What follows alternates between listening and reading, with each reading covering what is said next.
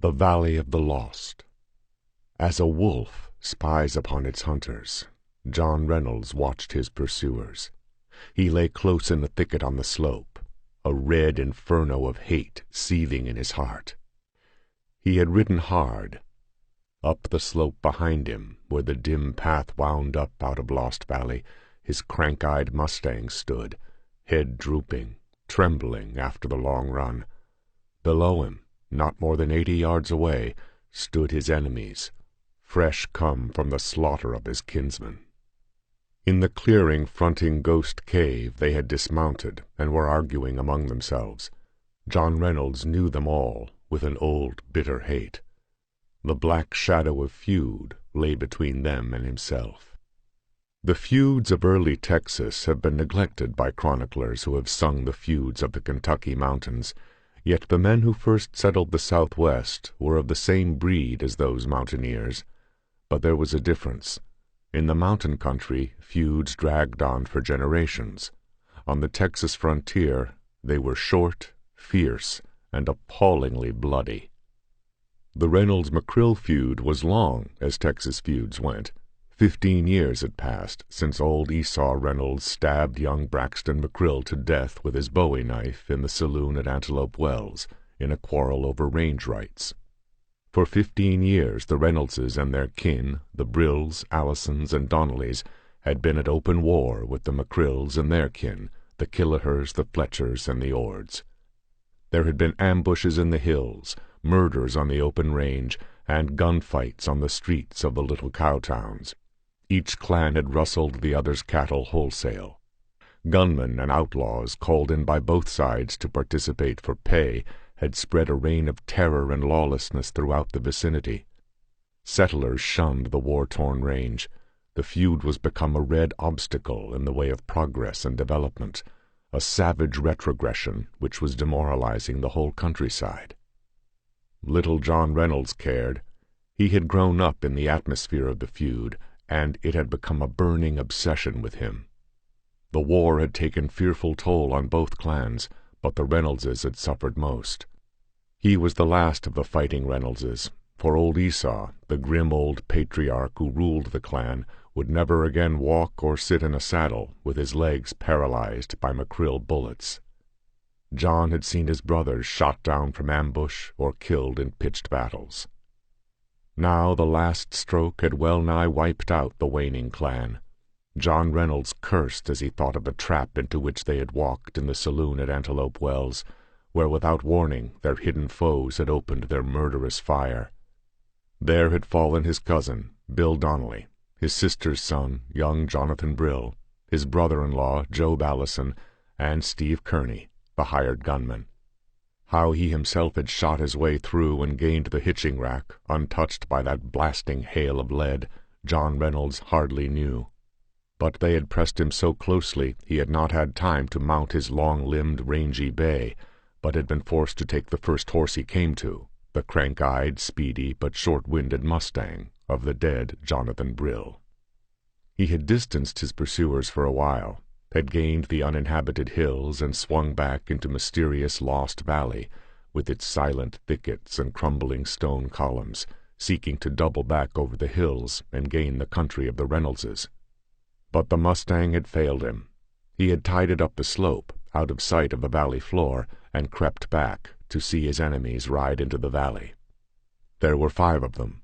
Old Jonas McCrill, with the perpetual snarl twisting his wolfish lips, Saul Fletcher, with his black beard and the limping, dragging gait that a fall in his youth from a wild mustang had left him, Bill Ord and Peter Ord, brothers, and outlaw Jack Solomon.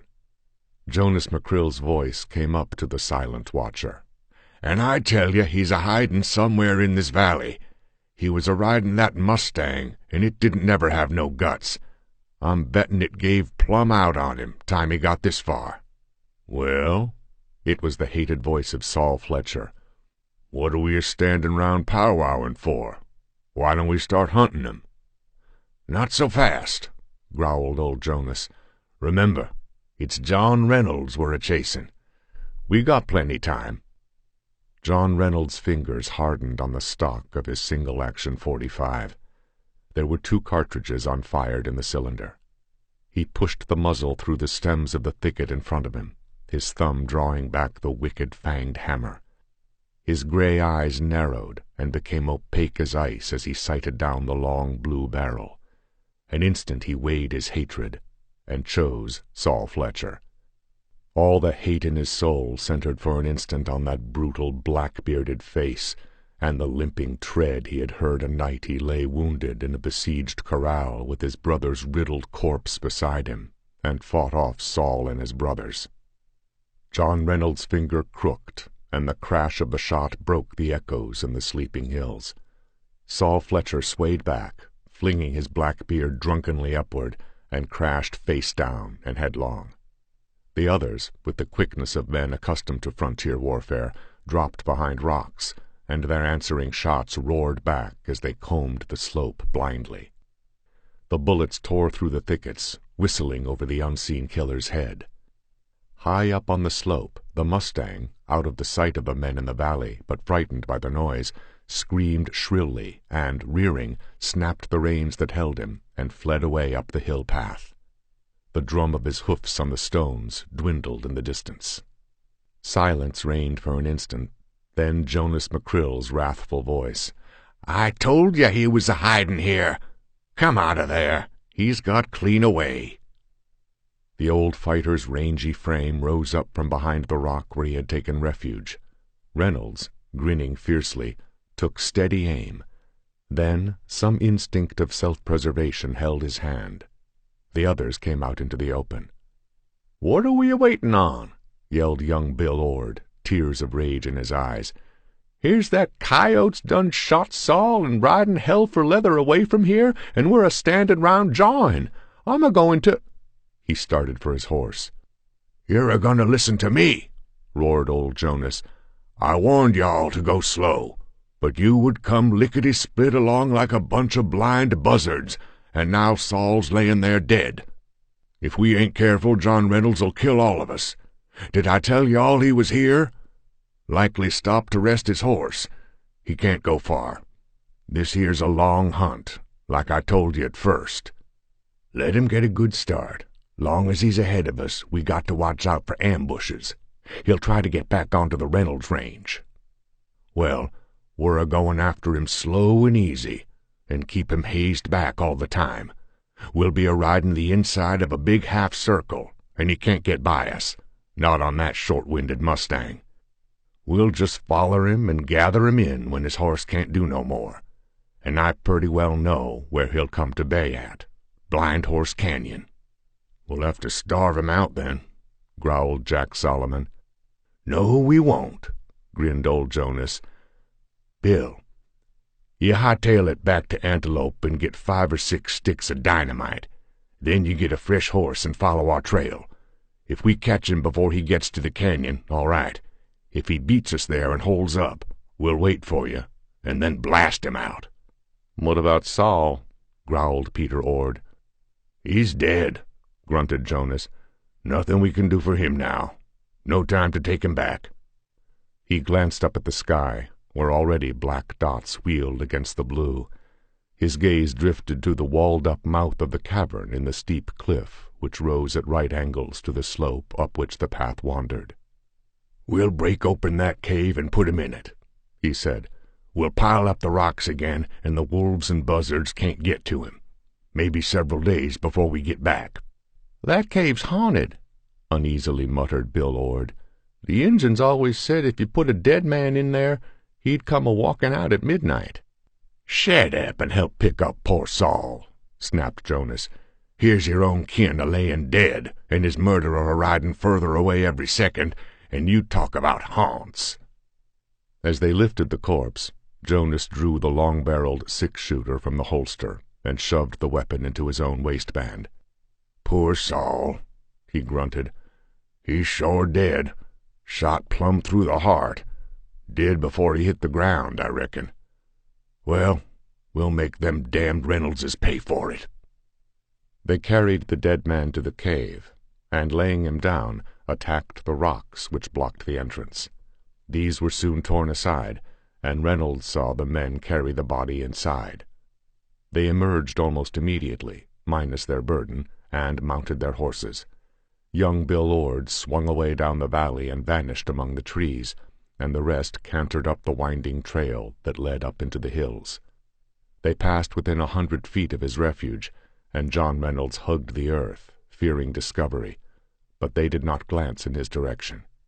He heard the dwindling of their hoofs over the rocky path, then silence settled again over the ancient valley. John Reynolds rose cautiously, looked about him as a hunted wolf looks, then made his way quickly down the slope. He had a very definite purpose in mind. A single unfired cartridge was all his ammunition, but about the dead body of Saul Fletcher was a belt well filled with .45 caliber cartridges. As he attacked the rocks heaped in the cave's mouth, there hovered in his mind the curious, dim speculations which the cave and the valley itself always roused in him. Why had the Indians named it the Valley of the Lost, which white men shortened to Lost Valley? Why had the red men shunned it? Once, in the memory of white men, a band of Kiowas, fleeing the vengeance of Bigfoot Wallace and his rangers, had taken up their abode there and fallen on evil times.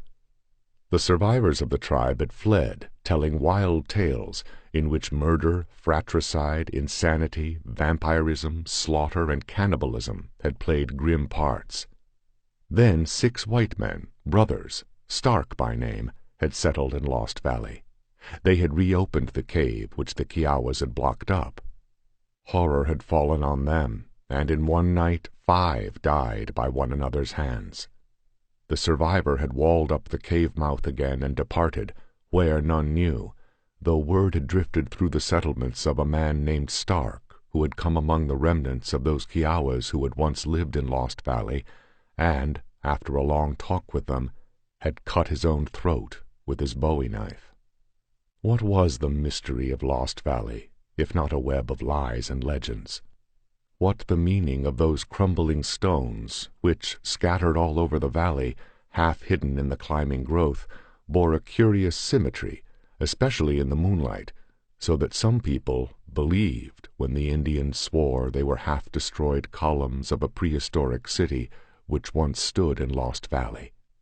Reynolds himself had seen, before it crumbled into a heap of gray dust, a skull unearthed at the base of a cliff by a wandering prospector, which seemed neither Caucasian nor Indian, a curious peaked skull, which but for the formation of the jawbones might have been that of some unknown antediluvian animal.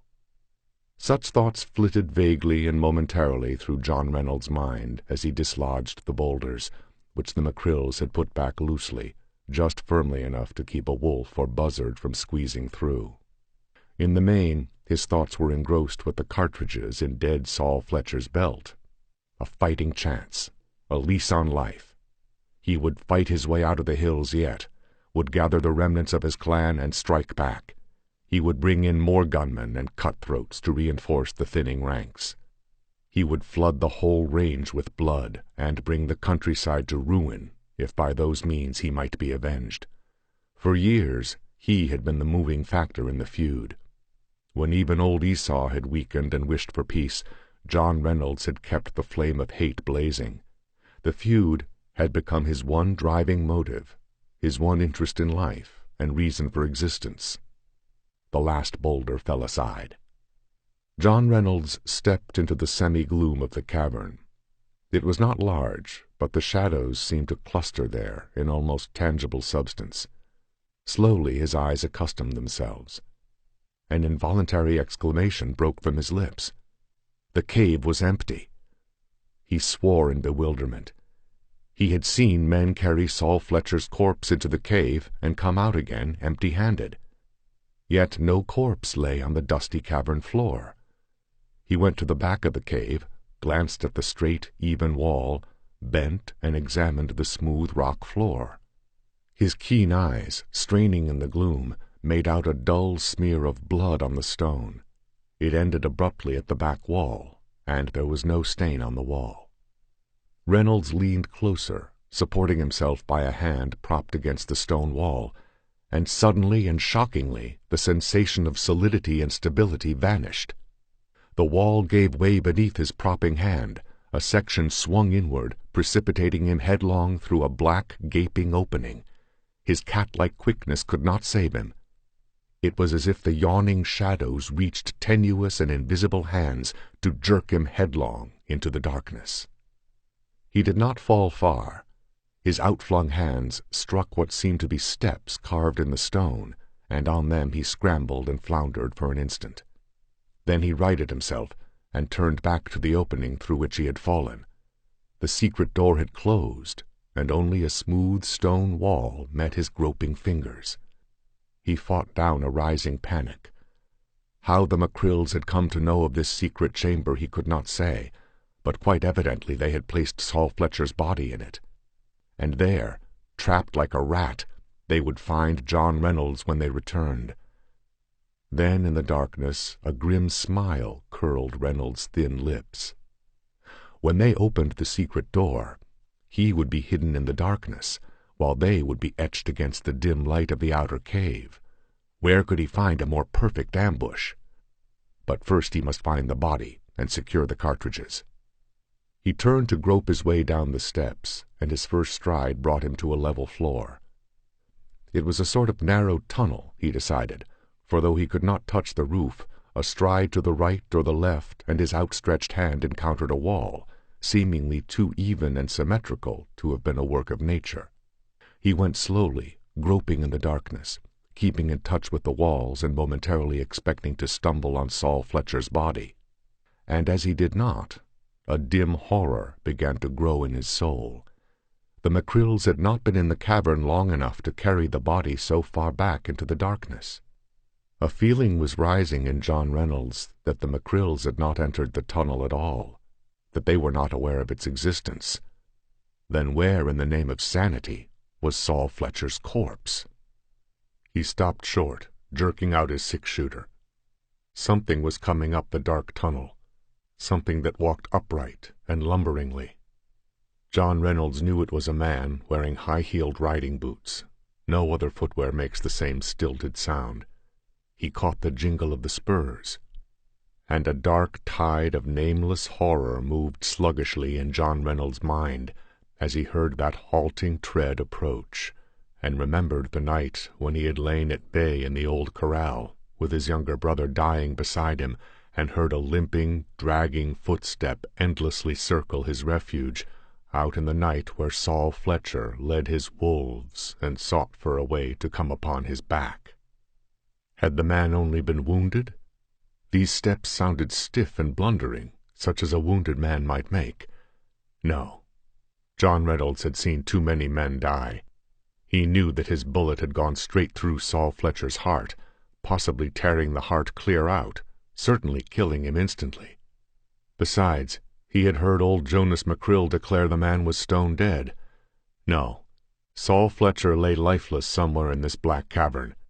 It was some other lame man who was coming up that silent tunnel. Now the tread ceased. The man was fronting him, separated only by a few feet of utter blackness.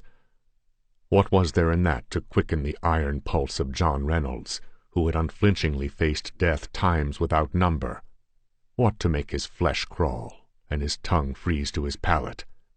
To awake sleeping instincts of fear, as a man senses the presence of an unseen serpent, and make him feel that somehow the other was aware of his presence, with eyes that pierced the darkness. In the silence, John Reynolds heard the staccato pounding of his own heart, and with shocking suddenness the man lunged. Reynolds' straining ears caught the first movement of that lunge, and he fired point blank. And he screamed, a terrible animal-like scream. Heavy arms locked about him, and unseen teeth worried at his flesh, but in the frothing frenzy of his fear, his own strength was superhuman. For in the flash of the shot, he had seen a bearded face with slack, hanging mouth and staring dead eyes. Saul Fletcher, the dead, come back from hell. As in a nightmare, Reynolds knew that fiendish battle in the dark, where the dead sought to drag down the living. He felt himself hurled to and fro in the grip of the clammy hands. He was flung with bone-shattering force against the stone walls, dashed to the floor, The silent horror squatted ghoul-like upon him, its horrid fingers sinking deep into his throat. In that nightmare, John Reynolds had no time to doubt his own sanity. He knew that he was battling a dead man. The flesh of his foe was cold with a charnel house clamminess. Under the torn shirt he had felt the round bullet hole, caked with clotted blood. No single sound came from the loose lips. Choking and gasping, John Reynolds tore the strangling hands aside and flung the thing off, reeling. For an instant the darkness again separated them. Then the horror came hurtling toward him again. As the thing lunged, Reynolds caught blindly and gained the wrestling hold he wished. And hurling all his power behind his attack, he dashed the horror headlong, falling upon it with his full weight. Saul Fletcher's spine snapped like a rotten branch, and the tearing hands went limp, the straining limbs relaxed. Something flowed from the lax body and whispered away through the darkness, like a ghostly wind, and John Reynolds instinctively knew that at last Saul Fletcher was truly dead. Panting and shaken, Reynolds rose. The tunnel remained in utter darkness, but down it, in the direction from which the walking corpse had come stalking, there whispered a faint throbbing that was hardly sound at all, yet had in its pulsing a dark, weird music. Reynolds shuddered, and the sweat froze on his body. The dead man lay at his feet in the thick darkness, and faintly to his ears came that unbearably sweet, unbearably evil echo, like devil drums beating faint and far in the dim caverns of hell. Reason urged him to turn back, to fight against that blind door until he burst its stone, if human power could burst it. But he realized that reason and sanity had been left behind him. A single step had plunged him from a normal world of material realities into a realm of nightmare and lunacy. He decided that he was mad, or else dead and in hell. Those dim tom-toms drew him. They tugged at his heartstrings eerily. They repelled him and filled his soul with shadowy and monstrous conjectures, yet their call was irresistible. He fought the mad impulse to shriek and fling his arms wildly aloft and run down the black tunnel as a rabbit runs down the prairie dog's burrow into the jaws of the waiting rattler. Fumbling in the dark, he found his revolver, and still fumbling, he loaded it with cartridges from Saul Fletcher's belt. He felt no more aversion now at touching the body than he would have felt at handling any dead flesh. Whatever unholy power had animated the corpse, it had left it when the snapping of the spine had unraveled the nerve centers and disrupted the roots of the muscular system. Then, revolver in hand, John Reynolds went down the tunnel, drawn by a power he could not fathom, toward a doom he could not guess. The throb of the tom-toms grew only slightly in volume as he advanced. How far below the hills he was he could not know, but the tunnel slanted downward, and he had gone a long way. Often his groping hands encountered doorways, corridors leading off the main tunnel, he believed. At last he was aware that he had left the tunnel and had come out into a vast open space. He could see nothing, but he somehow felt the vastness of the place. And in the darkness, a faint light began. It throbbed as the drums throbbed, waning and waxing in time to their pulsing, but it grew slowly, casting a weird glow that was more like green than any color Reynolds had ever seen, but was not really green, nor any other sane or earthly color. Reynolds approached it. It widened. It cast a shimmering radiance over the smooth stone floor, illuminating fantastic mosaics. It cast its sheen high in the hovering shadows, but he could see no roof. Now he stood bathed in its weird glow, so that his flesh looked like a dead man's.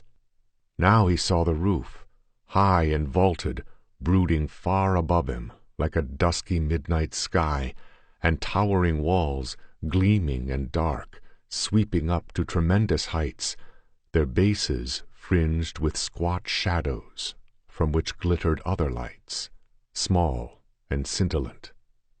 He saw the source of the illumination, a strange carven stone altar on which burned what appeared to be a giant jewel of an unearthly hue, like the light it emitted. Greenish flame jetted from it. It burned as a bit of coal might burn, but it was not consumed. Just behind it, a feathered serpent reared from its coils, a fantasy carven of some clear crystalline substance, the tints of which in the weird light were never the same, but which pulsed and shimmered and changed as the drums, now on all sides of him, pulsed and throbbed. Abruptly, something alive moved beside the altar, and John Reynolds, though he was expecting anything, recoiled. At first he thought it a huge reptile which slithered about the altar. Then he saw that it stood upright, as a man stands. As he met the menacing glitter of its eyes, he fired point blank, and the thing went down like a slaughtered ox, its skull shattered. Reynolds wheeled as a sinister rustling rose on his ears. At least these beings could be killed. Then he checked the lifted muzzle. The drums had never ceased. The fringing shadows had moved out from the darkness at the base of the walls and drawn about him in a wide ring. And though at first glance they possessed the semblance of men, he knew they were not human. The weird light flickered and danced over them, and back in the deeper darkness the soft, evil drums whispered their accompanying undertone everlastingly. John Reynolds stood aghast at what he saw. It was not their dwarfish figures which caused his shudder, nor even the unnaturally made hands and feet. It was their heads. He knew now of what race was the skull found by the prospector. Like it, these heads were peaked and malformed, curiously flattened at the sides. There was no sign of ears, as if their organs of hearing, like a serpent's, were beneath the skin. The noses were like a python's snout, the mouth and jaws much less human in appearance than his recollection of the skull would have led him to suppose. The eyes were small, glittering, and reptilian. The squamous lips writhed back, showing pointed fangs, and John Reynolds felt that their bite would be as deadly as a rattlesnake's. Garments they wore none, nor did they bear any weapons. He tensed himself for the death struggle, but no rush came. The snake people sat about him in a great cross-legged circle, and beyond the circle he saw them massed thick. And now he felt a stirring in his consciousness, an almost tangible beating of wills upon his senses. He was distinctly aware of a concentrated invasion of his innermost mind, and realized that these fantastic beings were seeking to convey their commands or wishes to him by medium of thought. On what common plane could he meet these inhuman creatures? Yet in some dim, strange, telepathic way they made him understand some of their meaning, and he realized with a grisly shock that whatever these beings were now, they had once been at least partly human, else they had never been able to so bridge the gulf between the completely human and the completely bestial. He understood that he was the first living man to come into their innermost realm, the first to look on the shining serpent, the terrible, nameless one, who was older than the world, that before he died he was to know all which had been denied to the sons of men concerning the mysterious valley, that he might take this knowledge into eternity with him and discuss these matters with those who had gone before him. The drums rustled, the strange light leaped and shimmered, and before the altar came one who seemed in authority, an ancient monstrosity, whose skin was like the whitish hide of an old serpent, and who wore on his peaked skull a golden circlet, set with weird gems. He bent and made suppliance to the feathered snake.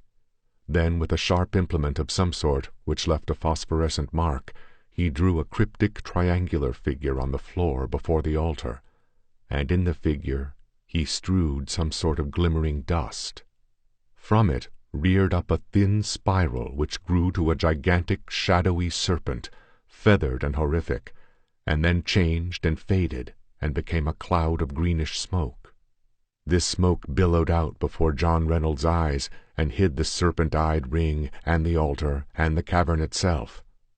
All the universe dissolved into the green smoke, in which titanic scenes and alien landscapes rose and shifted and faded, and monstrous shapes lumbered and leered.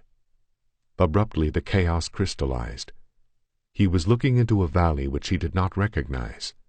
Somehow he knew it was Lost Valley, but in it towered a gigantic city of dully gleaming stone.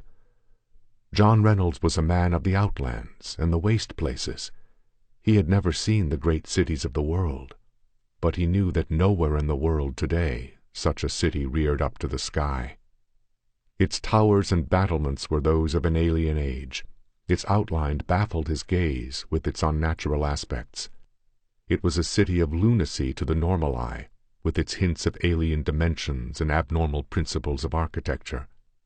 Through it moved strange figures, human, yet of a humanity definitely different from his own. They were clad in robes, their hands and feet were less abnormal, their ears and mouths more like those of normal humans, yet there was an undoubted kinship between them and the monsters of the cavern. It showed in the curious peaked skull, though this was less pronounced and bestial in the people of the city. He saw them in the twisting streets and in their colossal buildings, and he shuddered at the inhumanness of their lives. Much they did was beyond his ken. He could understand their actions and motives no more than a Zulu savage might understand the events of modern London, but he did understand that these people were very ancient and very evil. He saw them enact rituals that froze his blood with horror, obscenities and blasphemies beyond his understanding. He grew sick with a sensation of pollution, of contamination. Somehow he knew that this city was a remnant of an outworn age, that this people represented the survival of an epoch lost and forgotten. Then a new people came upon the scene. Over the hills came wild men clad in hides and feathers, armed with bows and flint-tipped weapons. They were, Reynolds knew, Indians, and yet not Indians as he knew them. They were slant-eyed, and their skins were yellowish rather than copper-colored. Somehow he knew that these were the nomadic ancestors of the Toltecs, wandering and conquering on their long trek before they settled in upland valleys far to the south and evolved their own special type and civilization. These were still close to the primal Mongolian rootstock, and he gasped at the gigantic vistas of time this realization evoked. Reynolds saw the warriors move like a giant wave on the towering walls. He saw the defenders man the towers and deal death in strange and grisly forms to the invaders. He saw them reel back again and again, then come on once more with the blind ferocity of the primitive. This strange, evil city, filled with mysterious people of a different order, was in their path, and they could not pass until they had stamped it out. Reynolds marveled at the fury of the invaders, who wasted their lives like water, matching the cruel and terrible science of an unknown civilization with sheer courage and the might of manpower. Their bodies littered the plateau, but not all the forces of hell could keep them back. They rolled like a wave to the foot of the towers. They scaled the walls in the teeth of sword and arrow and death in ghastly forms. They gained the parapets. They met their enemies hand to hand. Bludgeons and axes beat down the lunging spears, the thrusting swords. The tall figures of the barbarians towered over the smaller forms of the defenders. Red hell raged in the city. The siege became a street battle, the battle a rout, the rout a slaughter. Smoke rose and hung in clouds over the doomed city. The scene changed. Reynolds looked on charred and ruined walls from which smoke still rose. The conquerors had passed on. The survivors gathered in the red-stained temple before their curious god, a crystalline carven serpent on a fantastic stone altar. Their age had ended. Their world crumbled suddenly. They were the remnants of an otherwise extinct race.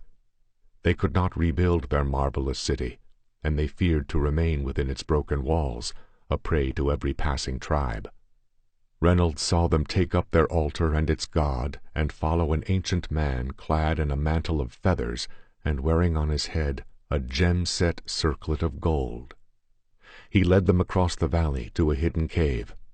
They entered, and squeezing through a narrow rift in the back wall, came into a vast network of caverns honeycombing the hills.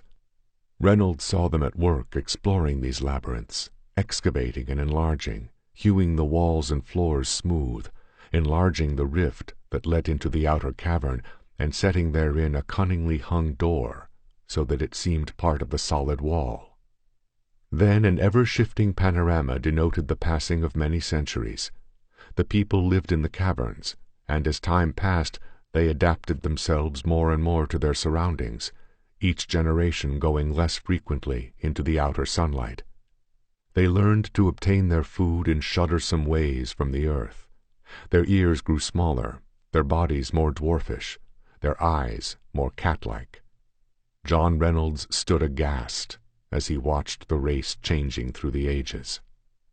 Outside in the valley, the deserted city crumbled and fell into ruins, becoming prey to lichen and weed and tree. Men came and briefly meditated among these ruins, tall Mongolian warriors and dark, inscrutable little people men call the mound builders. And as the centuries passed, the visitors conformed more and more to the type of Indian as he knew it, until at last the only men who came were painted red men with stealthy feet and feathered scalp locks. None ever tarried long in that haunted place, with its cryptic ruins. Meanwhile, in the caverns, the old people abode, and grew strange and terrible. They fell lower and lower in the scale of humanity, forgetting first their written language, and gradually their human speech. But in other ways they extended the boundaries of life. In their nighted kingdom they discovered other, older caverns, which led them into the very bowels of the earth. They learned lost secrets, long forgotten or never known by men, sleeping in the blackness far below the hills. Darkness is conducive to silence, so they gradually lost the power of speech, a sort of telepathy taking its place, and with each grisly gain they lost more of their human attributes.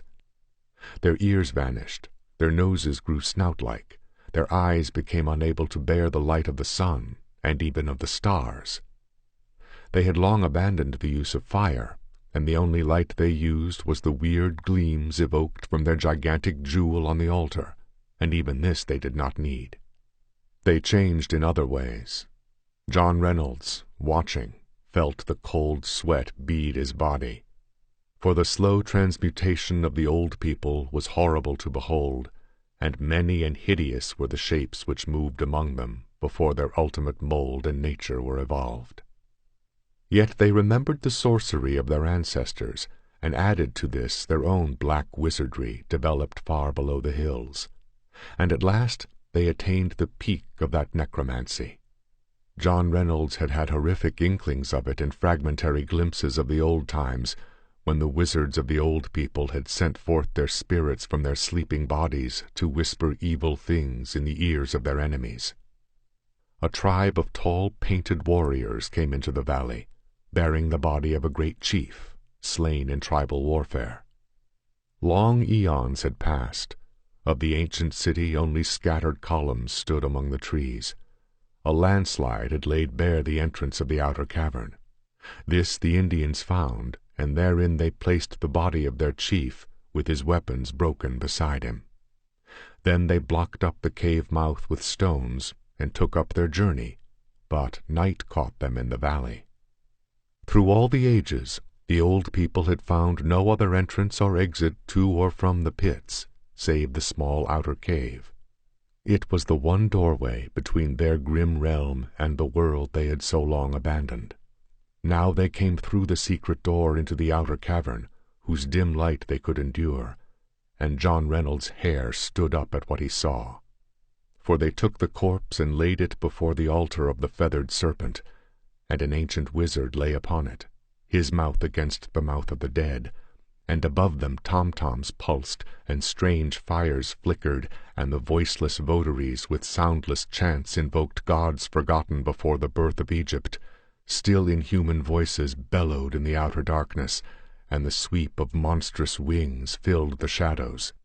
And slowly life ebbed from the sorcerer, and stirred the limbs of the dead chief.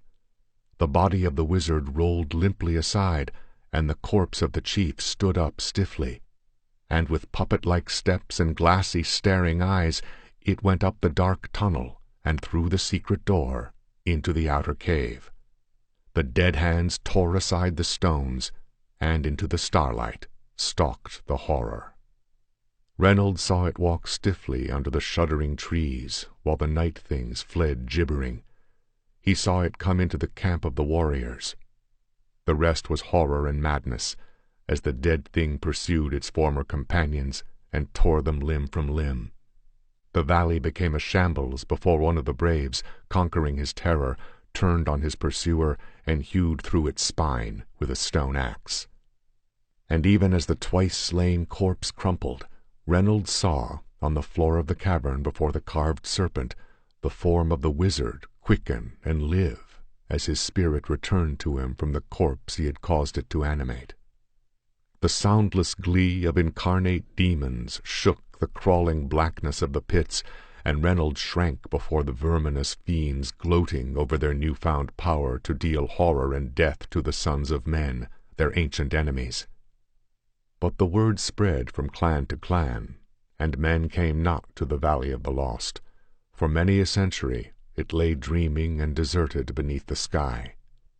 Then came mounted braves with trailing war bonnets, painted with the colors of the Kiowas, warriors of the north, who knew nothing of the mysterious valley. They pitched their camps in the very shadows of those sinister monoliths, which were now no more than shapeless stones. They placed their dead in the cavern. Reynolds saw the horrors that took place when the dead came ravening by night among the living to slay and devour, and to drag screaming victims into the nighted caverns and the demoniac doom that awaited them. The legions of hell were loosed in the Valley of the Lost, where chaos reigned and nightmare and madness stalked. Those who were left alive and sane walled up the cavern and rode out of the hills like men riding from hell. Once more, Lost Valley lay gaunt and naked to the stars. Then again the coming of men broke the primal solitude, and smoke rose among the trees, and John Reynolds caught his breath with a start of horror as he saw these were white men, clad in the buckskins of an earlier day, 6 of them, so much alike that he knew they were brothers. He saw them fell trees and build a cabin in the clearing. He saw them hunt game in the mountains and begin clearing a field for corn. And all the time he saw the vermin of the hills waiting with ghoulish lust in the darkness. They could not look from their caverns with their nighted eyes, but by their godless sorcery they were aware of all that took place in the valley. They could not come forth in their own bodies in the light, but they waited with the patience of night and the still places. Reynolds saw one of the brothers find the cavern and open it. He entered, and the secret door hung open. The man went into the tunnel. He could not see in the darkness the shapes of horror that stole slavering about him, but in sudden panic he lifted his muzzle-loading rifle and fired blindly, screaming as the flash showed him the hellish forms that ringed him in.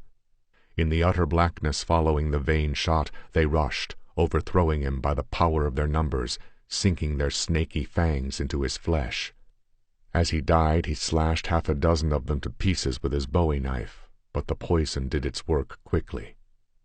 Reynolds saw them drag the corpse before the altar, and he saw again the horrible transmutation of the dead, which rose grinning vacantly and stalked forth. The sun had set in a welter of dull crimson. Night had fallen. To the cabin where his brothers slept, wrapped in their blankets, stalked the dead. Silently, the groping hands swung open the door. The horror crouched in the gloom, its bared teeth shining, its dead eyes gleaming glassily in the starlight. One of the brothers stirred and mumbled, then sat up and stared at the motionless shape in the doorway. He called the dead man's name. Then he shrieked hideously. The horror sprang. From John Reynolds' throat burst a cry of intolerable horror. Abruptly the pictures vanished with the smoke. He stood in the weird glow before the altar, the tom-toms throbbing softly and evilly, the fiendish faces hemming him in. And now from among them crept, on his belly like the serpent he was, the one which wore the gemmed circlet, venom dripping from his bared fangs. Loathsomely he slithered toward John Reynolds, who fought the inclination to leap upon the foul thing and stamp out its life. There was no escape. He could send his bullets crashing through the swarm and mow down all in front of the muzzle, but those would be as nothing beside the hundreds which hemmed him in. He would die there in the waning light, and they would send his corpse blundering forth, lent a travesty of life by the spirit of the wizard, just as they had sent Saul Fletcher. John Reynolds grew tense as steel as his wolf-like instinct to live rose above the maze of horror into which he had fallen. And suddenly his human mind rose above the vermin who threatened him, as he was electrified by a swift thought that was like an inspiration. With a fierce, inarticulate cry of triumph, he bounded sideways just as the crawling monstrosity lunged. It missed him, sprawling headlong, and Reynolds snatched from the altar the carven serpent and, holding it on high, thrust against it the muzzle of his cocked pistol. He did not need to speak. In the dying light his eyes blazed madly. The old people wavered back. Before them lay he whose peaked skull Reynolds' pistol had shattered. They knew a crook of his trigger finger would splinter their fantastic god into shining bits. For a tense space the tableau held. Then Reynolds felt their silent surrender. Freedom in exchange for their god. It was again borne on him that these beings were not truly bestial, since true beasts know no gods, and this knowledge was the more terrible, for it meant that these creatures had evolved into a type neither bestial nor human, a type outside of nature and sanity. The snakish figures gave back on each side, and the waning light sprang up again. As he went up the tunnel they were close at his heels, and in the dancing, uncertain glow he could not be sure whether they walked as a man walks or crawled as a snake crawls. He had a vague impression that their gait was hideously compounded of both. He swerved far aside to avoid the sprawling bulk that had been Saul Fletcher, and so, with his gun muzzle pressed hard against the shining, brittle image borne in his left hand, he came to the short flight of steps which led up to the secret door. There they came to a standstill. He turned to face them. They ringed him in a close half-circle, and he understood that they feared to open the secret door, lest he dash out through the cavern into the sunlight, where they could not follow, with their image. Nor would he set down the god until the door was opened.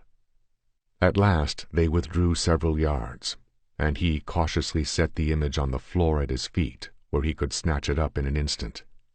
How they opened the door he never knew, but it swung wide, and he backed slowly up the steps, his gun trained on the glittering god. He had almost reached the door. One back-thrown hand gripped the edge. The light went out suddenly, and the rush came. A volcanic burst of effort shot him backward through the door, which was already rushing shut. As he leaped, he emptied his gun into the fiendish faces that suddenly filled the dark opening. They dissolved in red ruin, and as he raced madly from the outer cavern, he heard the soft closing of the secret door, shutting that realm of horror from the human world. In the glow of the westering sun, John Reynolds staggered drunkenly, clutching at the stones and trees as a madman clutches at realities. The keen tenseness that had held him when he fought for his life fell from him and left him a quivering shell of disrupted nerves. An insane titter drooled involuntarily through his lips, and he rocked to and fro in ghastly laughter he could not check. Then the clink of hoofs on stone sent him leaping behind a cluster of boulders. It was some hidden instinct which led him to take refuge. His conscious mind was too dazed and chaotic for thought or action. Into the clearing rode Jonas McCrill and his followers, and a sob tore through Reynolds' throat. At first he did not recognize them, did not realize that he had ever seen them before. The feud, with all other sane and normal things, lay lost and forgotten, far back in dim vistas beyond the black tunnels of madness. Two figures rode from the other side of the clearing, Bill Ord and one of the outlaw followers of the McCrills. Strapped to Ord's saddle were several sticks of dynamite, done into a compact package. "Well, gee whiz," hailed young Ord. "I sure didn't expect to meet y'all here. Did you get him?" "Nah," snapped old Jonas. "He's done fooled us again. We came up with his horse, but he wasn't on it. The rein was snapped, like he'd had it tied and it had broke away. I don't know where he is, but we'll get him. I'm a-going on to Antelope to get some more of the boys. Y'all get Saul's body out of that cave, and follow me as fast as you can." He reined away and vanished through the trees, and Reynolds, his heart in his mouth, saw the other four approach the cavern. "Well, by God!" exclaimed Jack Solomon fiercely. "Somebody's done been here. Look! Them rocks are tore down." John Reynolds watched as one paralyzed. If he sprung up and called to them, they would shoot him down before he could voice his warning. Yet it was not that which held him as in a vice. It was sheer horror which robbed him of thought and action and froze his tongue to the roof of his mouth. His lips parted, but no sound came forth. As in a nightmare, he saw his enemies disappear into the cavern. Their voices, muffled, came back to him. "By golly, Saul's gone! Look here, boys. Here's a door in the back wall. By thunder, it's open! Let's take a look." Suddenly, from within the bowels of the hills crashed a fusillade of shots, a burst of hideous screams. Then silence closed like a clammy fog over the Valley of the Lost. John Reynolds, finding voice at last, cried out as a wounded beast cries, and beat his temples with his clenched fists, which he brandished to the heavens, shrieking wordless blasphemies. Then he ran staggeringly to Bill Ord's horse, which grazed tranquilly with the others beneath the trees. With clammy hands he tore away the package of dynamite, and without separating the sticks, he punched a hole in the end of the middle stick with a twig.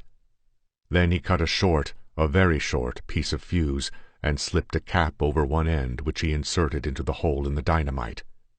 In a pocket of the rolled-up slicker bound behind the saddle he found a match, and lighting the fuse, he hurled the bundle into the cavern. Hardly had it struck the back wall when, with an earthquake roar, it exploded. The concussion nearly hurled him off his feet. The whole mountain rocked, and with a thunderous crash the cave roof fell, and tons of shattered rock crashed down to obliterate all marks of Ghost Cave, and to shut the door to the pits forever. John Reynolds walked slowly away, and suddenly the whole horror swept upon him, and the earth seemed hideously alive under his feet, the sun foul and blasphemous over his head. The light was sickly, yellowish, and evil, and all things were polluted by the unholy knowledge locked in his skull, like hidden drums beating ceaselessly in the blackness beneath the hills. He had closed one door forever, but what other nightmare shapes might lurk in hidden places and the dark pits of the earth, gloating over the souls of men? His knowledge was a reeking blasphemy which would never let him rest. Forever in his soul would whisper the drums that throbbed in those dark pits where lurked demons that had once been men. He had looked on ultimate foulness, and his knowledge was a taint because of which he could never stand clean before men again, or touch the flesh of any living thing without a shudder. If man, molded of divinity, could sink to such verminous obscenities, who could contemplate his eventual destiny unshaken? And if such beings as the old people existed, what other horrors might not lurk beneath the visible surface of the universe? He was suddenly aware that he had glimpsed the grinning skull beneath the mask of life, and that glimpse made life intolerable. All certainty and stability had been swept away, leaving a mad welter of lunacy, nightmare, and stalking horror. John Reynolds drew his gun, and his horny thumb drew back the heavy hammer. Thrusting the muzzle against his temple, he pulled the trigger. The shot crashed, echoing through the hills. and the last of the fighting Reynoldses pitched headlong. Old Jonas McCrill, galloping back at the sound of the blast, found him where he lay, and wondered that his face should be that of an old man, his hair white as hoarfrost.